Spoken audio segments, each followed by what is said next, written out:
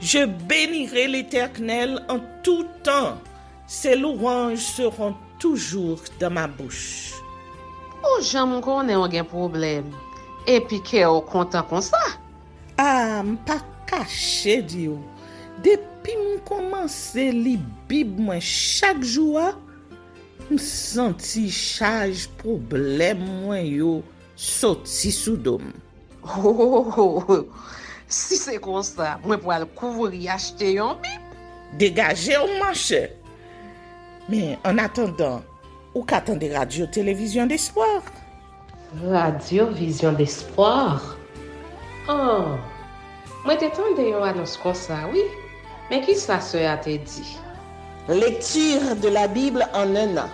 Une émission qui vous accompagne à la découverte des trésors cachés de la parole de Dieu sur Radio Télévision d'Espoir. Chaque jour de 11h à 11h30 du matin, excepté mercredi 5h30, 6h de l'après-midi, samedi 7h30, 8h du matin, avec les sœurs Chantal Saint-Hubert, Claude Louis Orisma. Et votre servante, Maudeline Maurice Hilaire.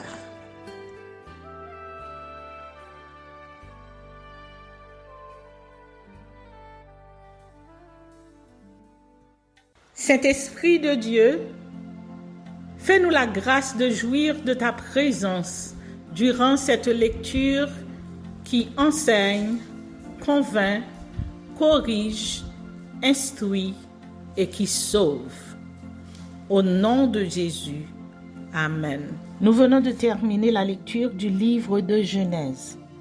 Le titre du premier livre de la Bible signifie « origine » ou « commencement ». Ce titre nous vient de la Bible grecque. Ce livre répond aux questions essentielles de l'origine au sens large.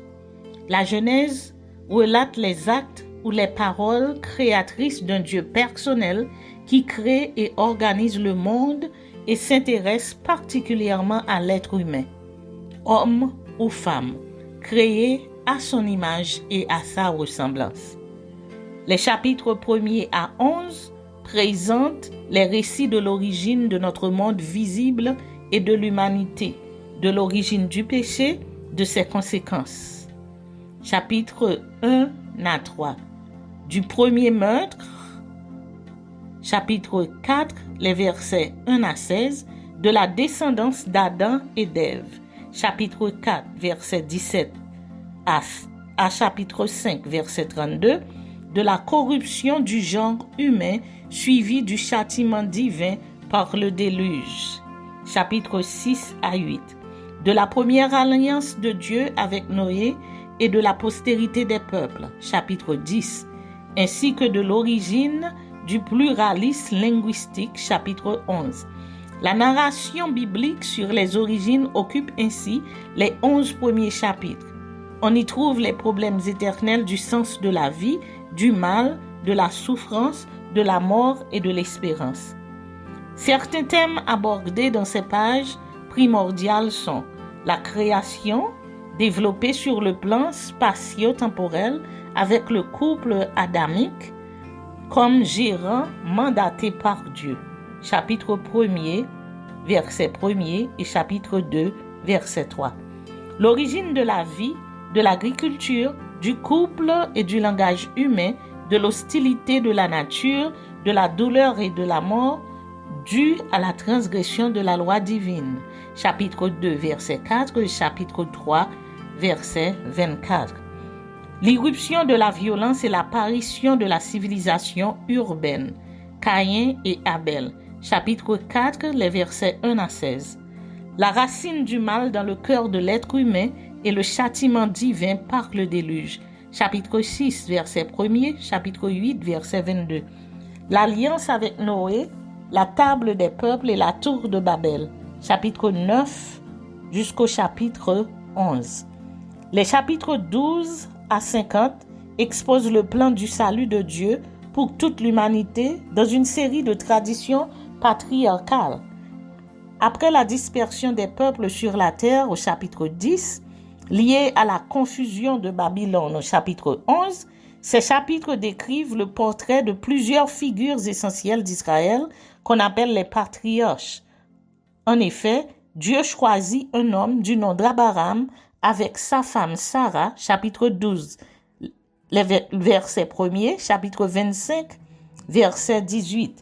Il leur donne dans leur vieillesse le fils de la promesse, Isaac, chapitre 24 à 27. Dieu préfère son fils Jacob à son frère jumeau Ésaü et le renomme Israël. Chapitre 27, verset 1er jusqu'au chapitre 37, verset 1er. Un des 12 enfants d'Israël du nom de Joseph devient l'instrument divin pour le salut de sa famille et de tout le peuple d'Israël en Égypte.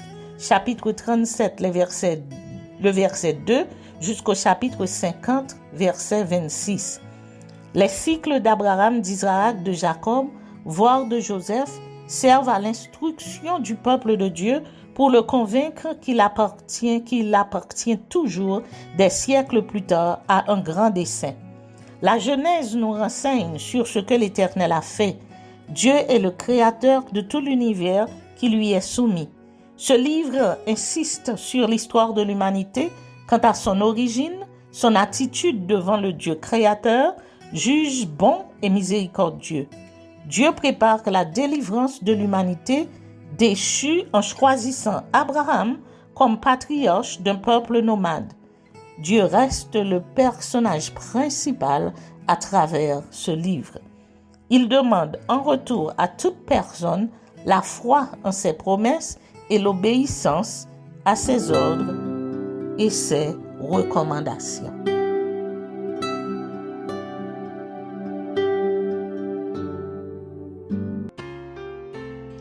Psaume chapitre 66.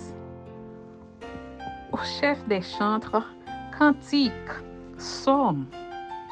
Poussez vers Dieu des cris de joie, vous tous habitants de la terre. Chantez la gloire de son nom. Célébrez sa gloire par vos louanges. Dites à Dieu que tes œuvres sont redoutables. À cause de la grandeur de ta force, tes ennemis te flattent. Toute la terre se prosterne devant toi et chante en ton honneur. Elle chante ton nom. Venez et contemplez les œuvres de Dieu. Il est redoutable quand il agit sur les fils de l'homme. Il changea la mer en une terre sèche. On traversa le fleuve à pied. Alors nous nous réjouissons en lui. Il domine éternellement par sa puissance. Ses yeux observent les nations. Que les rebelles ne s'élèvent pas. Peuple, bénissez notre Dieu. Faites retentir sa louange. Il a conservé la vie à notre âme et il n'a pas permis que notre pied chancela. Car tu nous as éprouvés, ô Dieu. Tu nous as fait passer au creuset comme l'argent. Tu nous as amenés dans le filet. Tu as mis sur nos reins un pesant fardeau. Tu as fait monter les hommes sur nos têtes. Nous avons passé par le feu et par l'eau. Mais tu nous en as tirés pour nous donner l'abondance. J'irai dans ta maison avec des holocaustes. J'accomplirai mes vœux envers toi. Pour eux, mes lèvres se sont ouvertes et ma bouche les a prononcées dans ma détresse. Je t'offrirai des brebis grasses en holocauste. Avec la graisse des béliers, je sacrifierai des brebis avec des boucs. Venez, écoutez, vous tous qui craignez Dieu, et je raconterai ce qu'il a fait à mon âme. J'ai crié à lui de ma bouche, et la louange a été sur ma langue. Si j'avais conçu l'iniquité dans mon cœur, le Seigneur ne m'aurait pas exaucé. Mais Dieu m'a exaucé. Il a été attentif à la voix de ma prière. Béni soit Dieu qui n'a pas rejeté ma prière et qui ne m'a pas retiré sa bonté. Amen.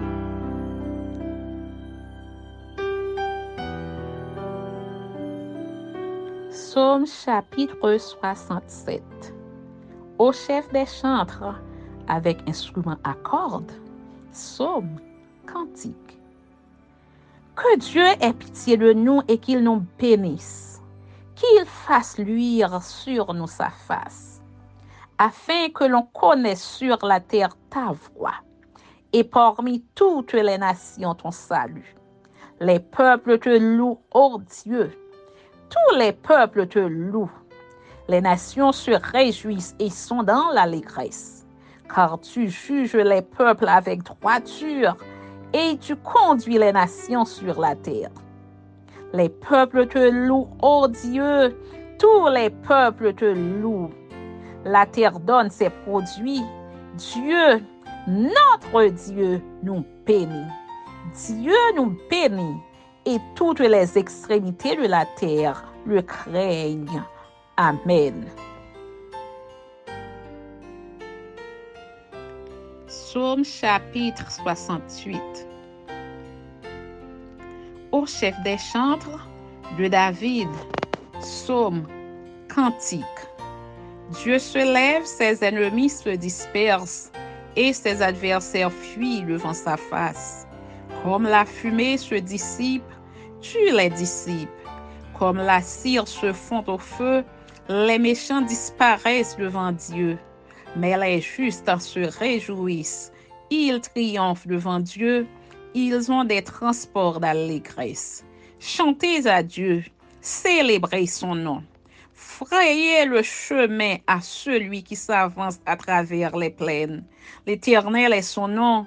Réjouissez-vous devant lui. Le Père des orphelins, le défenseur des veuves, c'est Dieu dans sa demeure sainte. Dieu donne une famille à ceux qui étaient abandonnés. Il délivre les captifs et les rend heureux. Les rebelles seuls habitent des lieux arides. Ô Dieu, quand tu sortis à la tête de ton peuple, quand tu marchais dans le désert, la terre trembla, les cieux se fondirent devant Dieu, le Sinaï s'ébranla devant Dieu, le Dieu d'Israël. Tu fis tomber une pluie bienfaisante, ô Dieu, tu fortifias ton héritage épuisé. Ton peuple établit sa demeure dans le pays que par ta bonté, ô Dieu, tu avais préparé pour les malheureux. Le Seigneur dit une parole et les messagères de bonnes nouvelles sont une grande armée. Les rois des armées fuient et celles qui restent à la maison partagent le butin. Tandis que vous reposez au milieu des étables, les ailes de la colombe sont couvertes d'argent et son plumage est d'un jaune d'or. Lorsque le Tout-Puissant dispersa les rois dans le pays, la terre devint blanche comme la neige du Salmon. Montagne de Dieu, montagne de Bazan, montagnes aux cimes nombreuses, montagne de Bazan. Pourquoi, montagne aux cimes nombreuses, avez-vous de l'envie contre la montagne que Dieu a voulu pour résidence? L'Éternel n'en fera pas moins sa demeure à perpétuité. Les chars de l'Éternel se comptent par 20 000, par milliers et par milliers. Le Seigneur est au milieu d'eux, le Sinaï est dans le sanctuaire.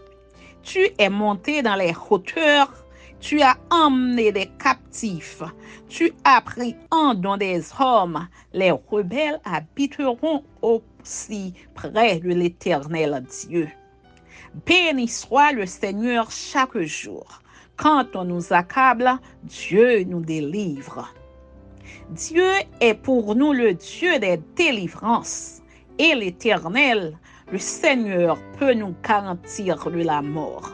Oui, qui brisera la tête de ses ennemis, le sommet de la tête de ceux qui vivent dans le péché? Le Seigneur dit, je les ramènerai de Bazan, je les ramènerai du fond de la mer, afin que tu plonges ton pied dans le sang et que la langue de tes chiens est sa part des ennemis.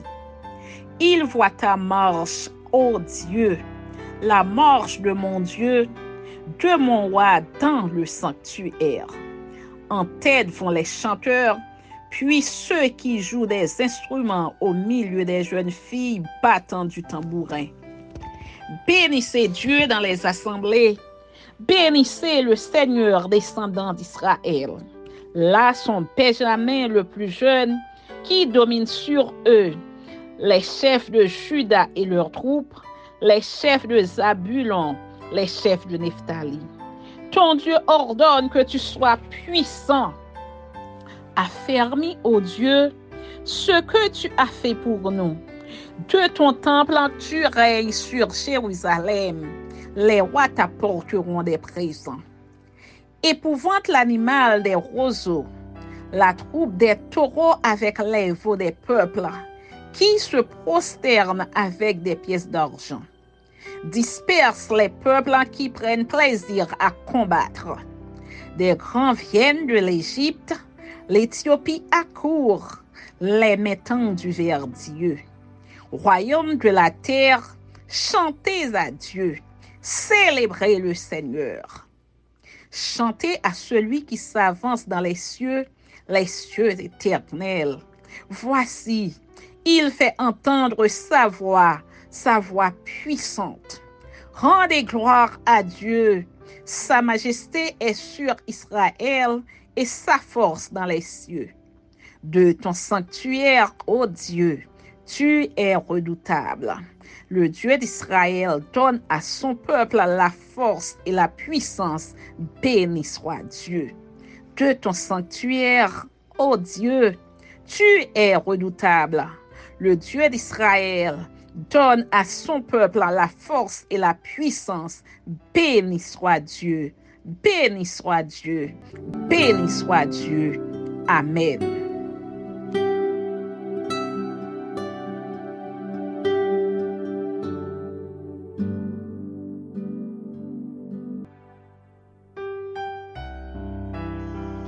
Marc chapitre 11. Entrée de Jésus à Jérusalem. Lorsqu'ils approchèrent de Jérusalem et qu'ils furent près de Bethphagée et de Béthanie, vers la montagne des Oliviers, Jésus envoya 2 de ses disciples en leur disant : « Allez au village qui est devant vous. Dès que vous y serez entrés, vous trouverez un ânon attaché sur lequel aucun homme ne s'est encore assis. Détachez-le et amenez-le. Si quelqu'un vous dit : Pourquoi faites-vous cela ? Répondez : Le Seigneur en a besoin. Et à l'instant, il le laissera venir ici. Les disciples étant allés trouvèrent l'ânon attaché dehors près d'une porte au contour du chemin et ils le détachèrent. Quelques-uns de ceux qui étaient là leur dirent : Que faites-vous ? Pourquoi détachez-vous cet ânon ? Ils répondirent comme Jésus l'avait dit, et on les laissa aller. Ils amenèrent à Jésus l'ânon sur lequel ils jetèrent leurs vêtements, et Jésus s'assit dessus. Beaucoup de gens étendirent leurs vêtements sur le chemin, et d'autres des branches qu'ils coupèrent dans les champs. Ceux qui précédaient et ceux qui suivaient Jésus criaient : Hosanna, béni soit celui qui vient au nom du Seigneur. Béni soit le règne qui vient, le règne de David notre Père. Hosanna dans les lieux très hauts. Jésus entra à Jérusalem dans le temple. Quand il eut tout considéré, comme il était déjà tard, il s'en alla à Béthanie avec les 12. Le figuier maudit. Les vendeurs chassés du temple, irritation des sacrificateurs.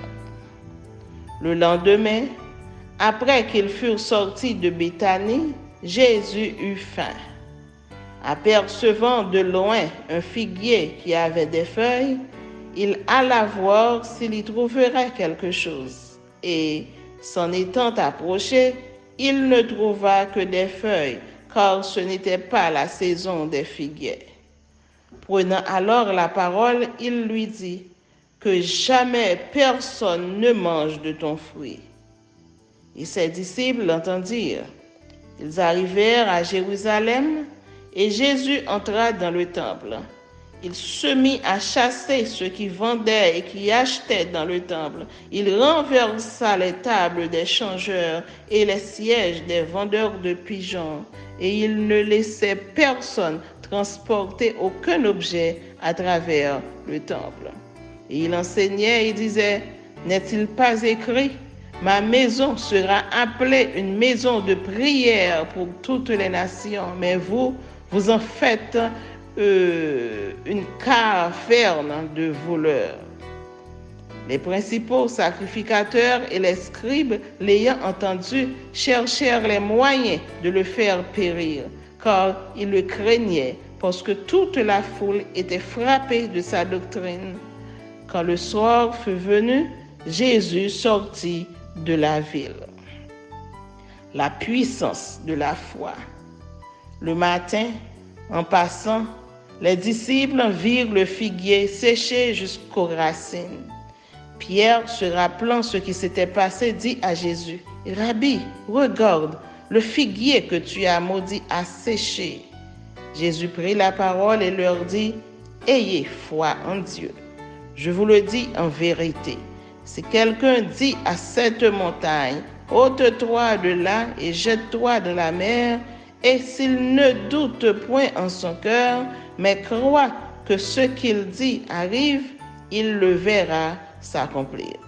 C'est pourquoi, je vous dis, tout ce que vous demanderez en priant, croyez que vous l'avez reçu et vous le verrez s'accomplir. Et lorsque vous êtes debout faisant votre prière, si vous avez quelque chose contre quelqu'un, pardonnez, afin que votre Père qui est dans les cieux vous pardonne aussi vos offenses. Mais si vous ne pardonnez pas, votre Père qui est dans les cieux ne vous pardonnera pas non plus vos offenses. L'autorité de Jésus. Ils se rendirent de nouveau à Jérusalem et, pendant que Jésus se promenait dans le temple, les principaux sacrificateurs, les scribes et les anciens vinrent à lui et lui dirent, « Par quelle autorité fais-tu ces choses et qui t'a donné l'autorité de les faire ?» Jésus leur répondit, « Je vous adresserai aussi une question.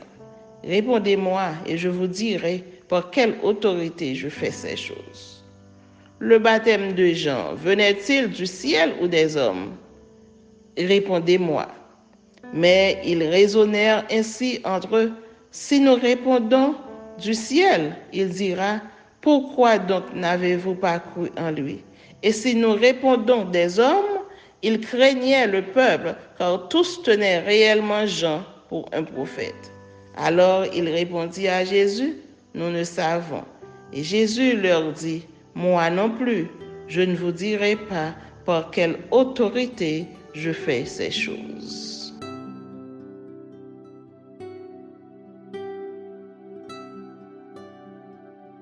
Merci Seigneur de nous donner le discernement dans la lecture de ta parole, que nous y prêtions attention afin d'appliquer notre cœur à la sagesse.